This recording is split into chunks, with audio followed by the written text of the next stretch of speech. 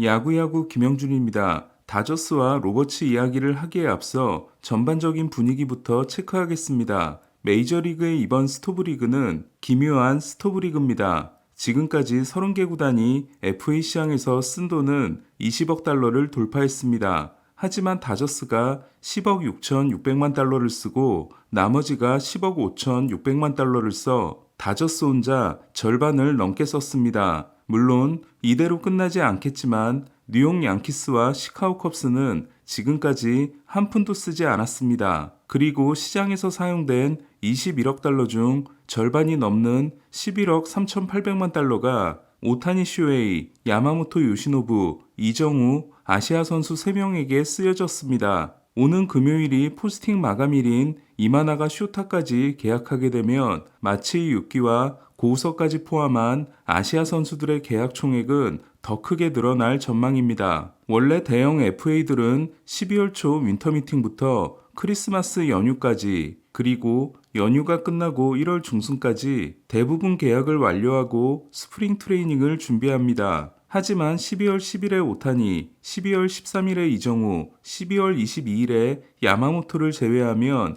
11월 20일에 필라델피아 잔류를 택한 에런 놀라가 지금까지 계약한 유일한 빅네임입니다. 한 가지 눈에 띄는 부분은 현재 시장에 남아있는 빅네임들인 블레이크 스넬, 조던 몽고메리, 코디 벨린저, 맷 체프먼이 전부 보라스 고객이라는 겁니다. 이에 이마나가의 진로까지 결정되면 남은 메이저리그 스토브리그는 보라스 대 구단들의 대결이 됩니다. 저는 지금까지의 스토브리그가 보라스의 뜻대로 진행되지 않고 있는 이유에 대해 이렇게 생각합니다. 저는 처음에 낙수 효과가 있을 거라고 생각했습니다. 오타니와 야마모토를 놓친 팀들이 그들을 잡기 위해 준비했던 돈으로 다른 선수들을 사게 될 거라고 생각했습니다. 하지만 현재 보라스의 빅4는 낙수 효과를 기대하기에는 저마다 문제를 가지고 있습니다. 스넬은 사이영 2시즌을 제외하면 130이닝을 던져본 적이 없습니다. 벨린저는 부활에 성공했다고 하지만 MVP 시절의 모습은 아니었으며 방황한 시간이 너무 길었습니다.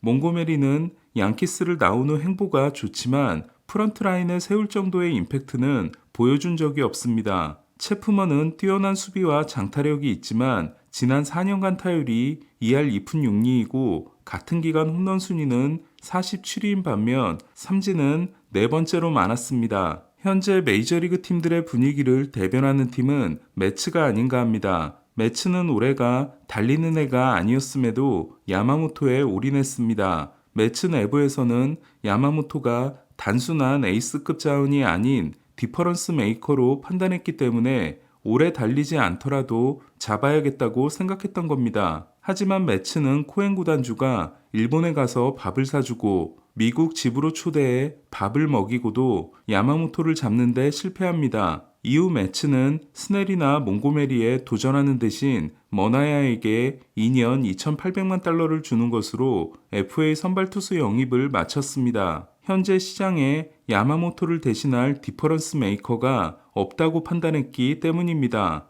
올 시즌이 끝나면 페이롤에서 숨통이 트이는 매츠는 내년에 나오는 잭 윌러, 코빈 번스, 맥스 프리드, 워커 뷰러에게 도전하는 것이 낫다고 판단하고 있습니다. 매츠보다 급한 입장인 양키스가 스넬에게 맹렬히 달려들지 않는 것도 같은 이유라고 생각합니다. 즉 시장에서는 스넬을 야마모토의 대체제로 보고 있지 않은 겁니다. 이는 오타니에 도전했다가 실패한 후 지갑을 닫아버린 토론토가 벨린저를 오타니의 대체제로 보지 않는 것과 마찬가지라고 할 수 있습니다. 물론 보라스의 고객들은 모두 자리를 찾아갈 것이고 좋은 계약을 따낼 겁니다. 하지만 이번 겨울은 보라스에게 쉽지 않은 겨울이 될 것 같습니다. 어쨌든 이 와중에 오타니와 야마모토를 모두 손에 넣고 타일러 글래스나우와 테오스카 에르난데스까지 영입함으로써 혼자 무쌍을 찍고 있는 다저스는 글래스나우에게 준 연장 계약과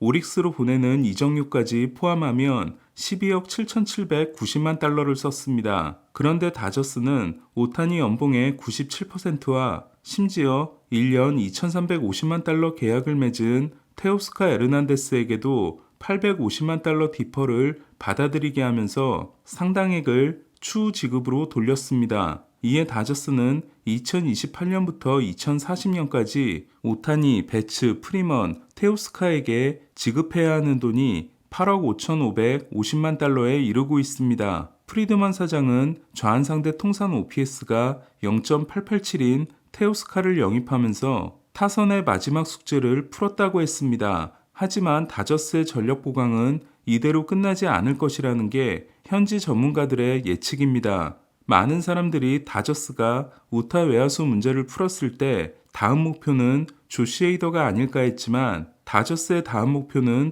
불펜이 아닌 선발입니다. 야마모토, 글래스나우, 뷰러, 밀러의 에미시엔이 5선발을 맡고 스톤과 그로브가 예비 자원인 다저스는 슈퍼팀이라는 명성에 비하면 선발 뎁스가 두터운 편이 아닙니다. 토미존에서 돌아오는 뷰러와 2년 차인 밀러는 10월을 위한 이닝 관리가 필요하다고 보면 지금보다 선발이 더 필요할 수 있습니다. 반면 마고와 테오스카가 들어오면서 미겔 바르가스와 마이클 부시는 26인 로스터에 넣는 게 불가능해졌습니다. 특히 부시는 유망주로서 나이가 많기 때문에 지금 쓰거나 트레이드하지 않으면 가치가 크게 떨어질 수 있습니다. 서비스 타임이 0인 바르가스와 부시는 화이삭스나 마이애미 같은 팀들에게는 크게 매력적일 수 있습니다. 켄 로젠탈은 현재 다저스의 상황은 MLB 더 쇼를 생각하면 된다면서 예산 제한 해제 버튼을 누른 다저스가 랜디 존슨이나 밥 깁슨, 놀란 라이언 같은 전설적인 선수들을 추가할지도 모른다는 농담을 하기도 했습니다. 남아있는 다저스의 선발 보강이 거물급이 될 수도 있다는 뜻입니다. 이렇게 다저스가 슈퍼팀에 접근하면 할수록 행복감보다는 두려움을 느끼고 있을 사람은 데이브 로버츠 감독이 아닐까 합니다. 시즌을 실패할 경우의 후유증을 감당할 수 없을 게 분명하기 때문입니다. 다저스에게 시즌 실패는 월드 시리즈 우승 실패를 의미합니다. 올해가 3년 계약의 2년 차인 로버츠는 프리드먼 사장처럼 오타니의 옵트아웃 조건에도 들어있지 않으며 연장 계약을 받지도 못했습니다. 이에 시즌 후 잔여 계약 1년은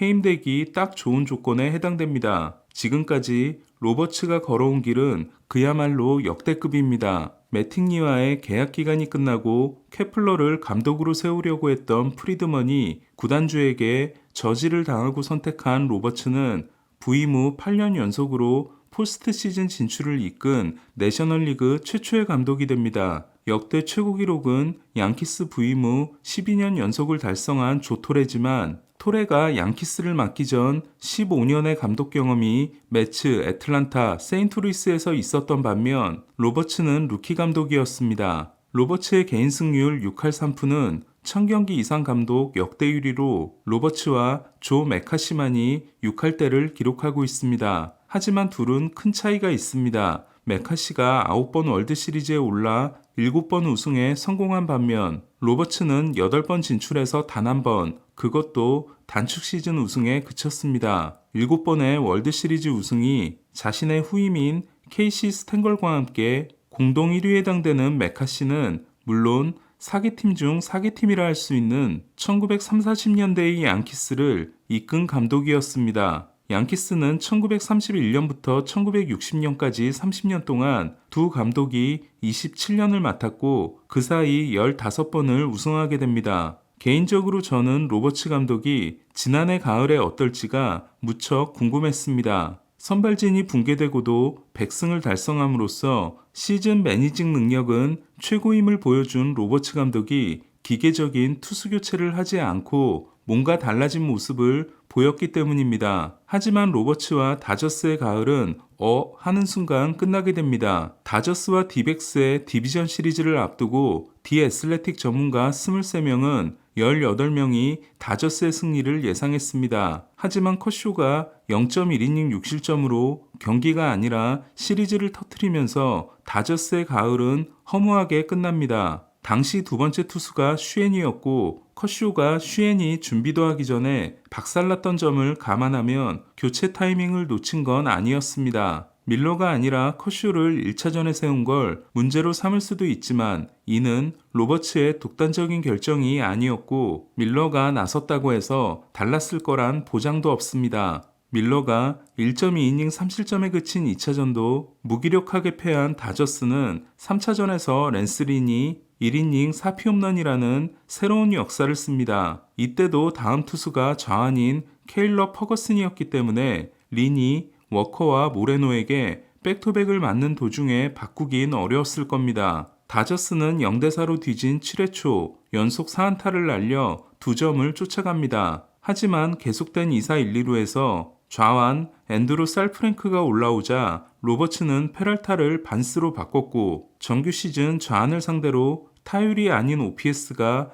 0.264였던 반스는 다저스의 시즌을 끝내는 3루 땅볼을 칩니다. 그리고 이 교체로 모든 화살이 로버츠 감독을 향하게 됩니다. 결과적으로 다저스의 지난 가을은 로버츠 감독도 손쓸 도리가 없었습니다. 하지만 그 과정에서 선수단과 함께 흔들린 건 포스트 시즌 통산 45승이 역대 6위인 감독으로서는 분명 아쉬운 모습이었습니다. 반면 지난해 가을 야구를 시작하기 전까지 포스트 시즌 통산 44승이 로버츠보다 1승 적었던 브루스 보치는 텍사스 불펜이 난리 난 상황에서도 냉철한 판단을 보여줬습니다. 로버츠는 8시즌 중 5시즌에서 100승 이상을 올렸습니다. 단축 시즌을 빼면 7시즌 중 5시즌입니다. 로버츠보다 더 많이 달성한 사람은 6번인 바비 콕스지만 로버츠가 콕스를 넘는 건 시간 문제입니다. 관건은 다저스의 감독 자리를 얼마나 오래 지킬 수 있느냐입니다. 지금까지 다저스 감독은 행복한 정규 시즌이 끝나고 가을 야구에 실패하더라도